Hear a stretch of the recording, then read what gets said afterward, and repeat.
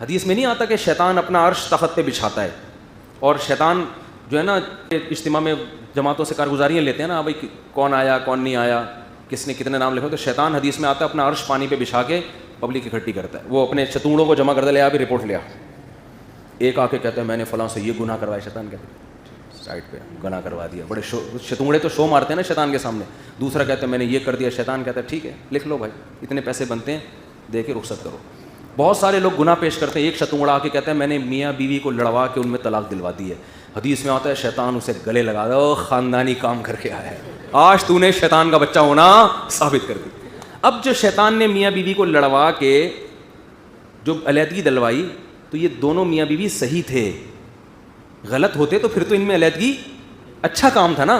قرآن کہہ رہا ہے کہ اگر اللہ کی حدود پہ میاں بیوی قائم نہیں رہ سکتے تو آپس میں علیحدگی اختیار کر لیں, یہ ہے نا قرآن میں, امساکم بمعروف او تسریحم بإحسان, عزت سے رہو نہیں تو محبت سے الگ ہو جاؤ.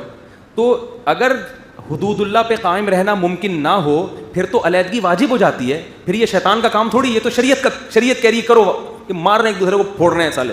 میاں چرسی ہے, ہیروئنچی ہے, تو میاں بیوی میں علیحدگی کروا کے شیطان خوش نہیں ہوگا, روئے گا اس لیے کہ یار یہ ہیروئن پیتا تھا, بیوی اس کے ساتھ رہتی, تھوڑے دنوں میں وہ بھی سٹے شروع کر دیتی, یا ڈپریشن میں جا کے مر جاتی ہو, میرے پہ الزام بھی نہ آتا اور مر گئے. تو جہاں لڑائیاں ہو نا میاں بیوی میں, پھوڑ رہے ہیں ایک دوسرے کو پکڑ کے, تو شیطان چاہتا ہے یہ اسی طرح ہنسی خوشی زندگی گزاریں. شیطان کی ہنسی خوشی یہی ہے, مارنا دھاڑنا, اس کو وہ ہنسی خوشی سے تعبیر کرتے, دونوں ہنسی خوشی زندگی گزار رہے ہیں, ہر ایک کی ہنسی خوشی الگ معیار ہے نا اس کا. اور اگر محبت سے رہے, شیطان کہتا ہے ہر وقت لڑتے رہتے ہیں.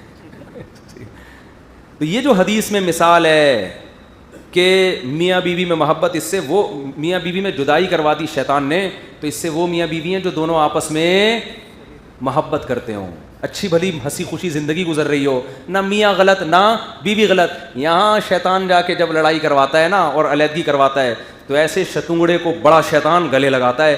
عام طلاقوں کو شیطان لفٹ نہیں کراتا, سمجھ رہے ہو. آپ نے خلا لے لیا, میاں بے تحاشا مارتا پیٹتا تھا, نیل لگا, تو ویسے میں تو بنتا ہے بھائی ایسے تو, اور ایسے میاں سے تو علیحدگی ہے. شیطان نہیں تو مفتی صاحب بھی کہیں گے کہ علیحدگی لو ان سے, شریعت بھی کہے گی. تو شیطان اسی شتونگڑے کو گلے لگائے گا جہاں میاں بیوی بہت محبت سے. تو اس سے صاف پتہ چلتا ہے کہ میاں بیوی دونوں اچھے تھے, دونوں محبت کرتے تھے, اتنی لڑائی ہوئی کہ طلاق ہو گئی. نفرت ہوگی نا, ایسی نفرتوں کو قرآن کہہ رہا ہے قیامت کے دن ہم محبت پیدا کر دیں گے. جنتیوں میں دنیا کے پھڈے نہیں ہوں گے. تو یار جب میاں بیوی میں یہ تعویل ہو سکتی ہے تو حضرت معاویہ حضرت علی میں نہیں ہو سکتی ہے بھائی؟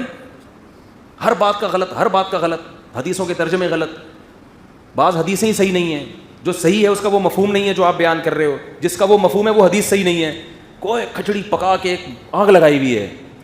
تو یہ اصول ہر جگہ چلتا ہے کہ کسی کی بات کا صرف ایک دلیل نہیں دیکھی جاتی, اس کے اگینسٹ درجنوں دلائل دیکھ کے اس دلیل کا تجزیہ کیا جاتا ہے. جیسے اس ایتھیس نے کہہ دیا کہ بھئی یہ ایک داڑھ جو ہے پتہ نہیں کیوں نکلی ہوئی ہے, ایک آنت کیوں نکلی ہوئی ہے, اس دلیل سے تو بظاہر یہی لگتا ہے یار اگر خدا نے بنایا ہوتا تو کوئی آنت بھی فضول پیدا نہیں کی ہوتی. لیکن اس بیس پہ اگر ہم انکار کر دیں گے تو بھائی بارش سے بھاگ کے کس کے نیچے کھڑے ہو جائیں گے, پرنالے کے نیچے. پھر سوال پیدا ہو داڑھیں ادھر ہی غلط داڑھیں ہیں لیکن ادھر کیوں لگی ہوئی ہیں بھائی, ادھر کیوں لگی ہوئی ہیں, اور آنتیں ایک آنت غلط بالفرض نکل گئی تو باقی صحیح آنتیں کیوں بن گئی, یہ خود بخود نہیں بن سکتی.